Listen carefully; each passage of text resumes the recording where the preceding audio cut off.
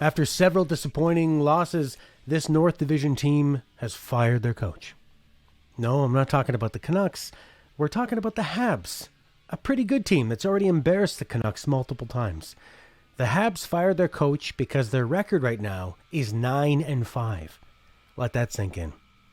Now, 23 games in, the Canucks are second to last in their division for points percentage with .391. Only above the Senators' 310 and far behind Calgary's .500, Montreal's .611, and the Leafs leading the way with .750. It's safe to say they aren't catching the Leafs. They'll have to leapfrog both the Flames and one other team to grab a top 4 spot. Montreal is helped by floundering a little, but their GM is proactive, and the coaching shakeup could shake their losing ways as well. With the Canucks looking like a non-playoff team 23 games in, how are Benning and Green going to respond? Will Benning start preparing to offload expiring deals for anything that can help them next season? He's already been here 7 years, though, and with the lack of success, he probably won't be working for the Canucks by the time his next draft picks make the NHL.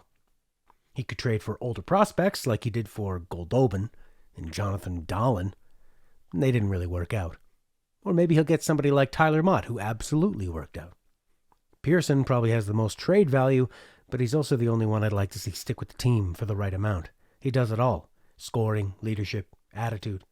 But before Pearson, Benning better be working on Pettersson and Hughes contracts, the Canucks' 2 biggest contracts of this era.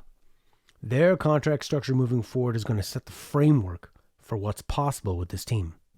Now let's talk about last night's game. As usual, the Canucks played a heck of a first half of the game, and then it fell apart. The Oilers overwhelmed them in the second period, putting the Canucks back on their heels. The Canucks' bottom 6 struggled to compete, and the defense started to scatter without breakout help or a sustained time away from their zone. To start, there was a definite different energy when McDavid was on the ice. You could tell the Canucks had a game plan. They all seemed to tighten up when he stepped over the boards, very happy to collapse into their end and play 5-guy D. Pettersson, you could also tell, really wanted to prove that he could hang with Big Connor. And that's what we want to see, him play with a chip on his shoulder, and he played really well. Pettersson forced it into the Edmonton zone. The Oilers scrambled a bit, got Pettersson to back off, but instead of him just dumping it in, maybe panicking or losing confidence and going off for a line change, he held on to the puck long enough for the Canucks to change up the lines, and he even got the assist by passing it to Horvat, who streaked down the left wing and scored on a really bad angle shot. It felt like the Canucks were going to expose Edmonton's goalie and just run away with it. In the first period, it felt like they had a plan. They were collapsing on David, and they were playing their asses off. And we've seen this since the playoffs. The Canucks start games well. Does that mean good coaching or bad coaching?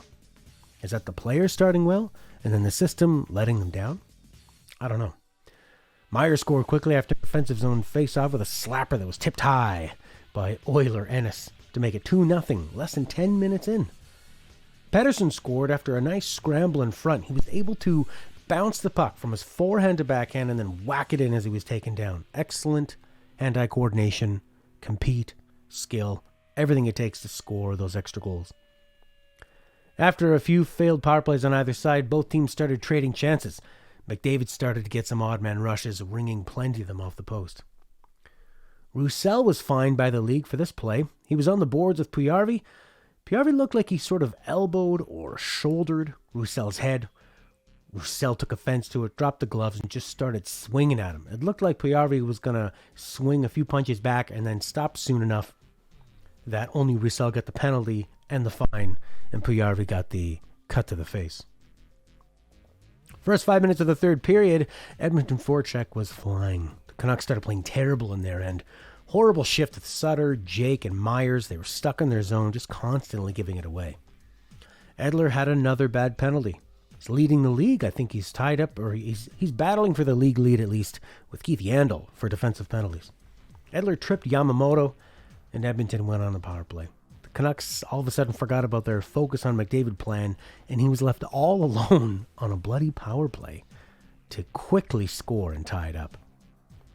The Canucks got sucked into Edmonton's transition game and really struggled for the first half of the third period. They finally settled things down halfway for some sustained pressure, but there was still much looser play, giveaways. Again, Is that a lack of talent with the bottom six not able to hang, the Canucks unable to roll consistent lines, or is that a coaching thing, a systems thing? Smith made his best saves in the second half of the third to stop the Canucks when he needed it. Edmonton got the 4-3 goal. Pujärvi hit 2 Oilers, and it was in. Bad luck on that one. Canucks just couldn't mount any offense. Myers took a penalty with just over 2 minutes to go. The Canucks looked defeated, and eventually were. Canucks get some practice time now, and it's a great time to try some new things. And since you're probably not making the playoffs, you might as well experiment away. But what's Green going to do? Green, at the moment, is probably playing short-term to keep his job instead of long-term. He's changing up the lines at the moment. Höglander's moved up to the top line with Pettersson and Besser. Jake is on the second line with Pearson and Horvat. Miller is down to the third line with Sutter and Gaudette. And we're going to see Haraluk possibly playing on the fourth line with Beagle and McEwen, although Roussel was taking line rushes with them. I mean, why not try Höglander with Pettersson? Höglander gets a lot of things done. He creates a lot of offense. I like his chemistry with Horvat and Pearson, but he hasn't really been scoring, so why not move them around? Miller seems to have a pretty bad attitude when things aren't going his way, so maybe get him away from Pettersson and Besser and make an example of the guy. And he's not on the fourth line. He is on the usually least played line, although I think it looked like Green was rolling them a lot more. I saw a lot of Sutter and Gaudette out there. Sutter and Gaudette, they cannot make plays. Pucks go to Sutter and Gaudette's sticks to die. The play dies there. I'll be really interested to see how long Miller ends up playing with them, probably for about half a period. If he has a good shift or two, or if any of the top two lines are struggling, I'm sure he'll be bumped back up. I thought they would have just swapped Miller down to maybe play in the second line. But then I guess what are you going to do? You got to move Pearson over. Miller's a left wing. It's probably what they were doing. It'd be nice to see Haraluk. I mean, at this point, I think anybody is better than Roussel. He's actually had a pretty good run of games where he hasn't been taking any bad penalties, but he took one where instead of it being a fight, he ended up punching a guy, and didn't really seem like it changed the momentum of the game, and he ends up with a penalty and a fine. On defense, Hamonic looks like he's coming back in. They're going to throw him over on the right side with Hughes. They didn't really play all that well together. I feel like you're throwing him into the deep end, but at this point it seems like Green just wants the most rock-solid top four he can get. So you'll have Edler and Schmid in your top pair, Hughes and Hamonic on the second. Ben, still playing. He's going to be on the third pairing with Myers. So Uelevi is going to draw out, and I think that if you look at this long-term, Uelevi is definitely the Canucks' future, while Ben is an expiring UFA depth player. Short-term, Uelevi, I would say, has been about as effective or more than Ben. Ben has played far above his pay grade. He's a depth guy that doesn't make much, that you should be able to throw in on your third pairing, and he should draw out of the lineup when better guys come in. It has been a miracle that he's played so well in the top four, and he should get all the credit, but he is also frequently exposed for lacking that poise that a top four player has, that I think Uelevi has, that confidence to wait that extra moment. And I'd say 50% of the time Ben does show some poise, and the other 50% of the time he ends up making a costly mistake. So that's going to be it. I'm interested to see how Haraluk does. I'm sure he'll be racing around trying to prove himself. See how Miller plays with Sutter and Gaudette.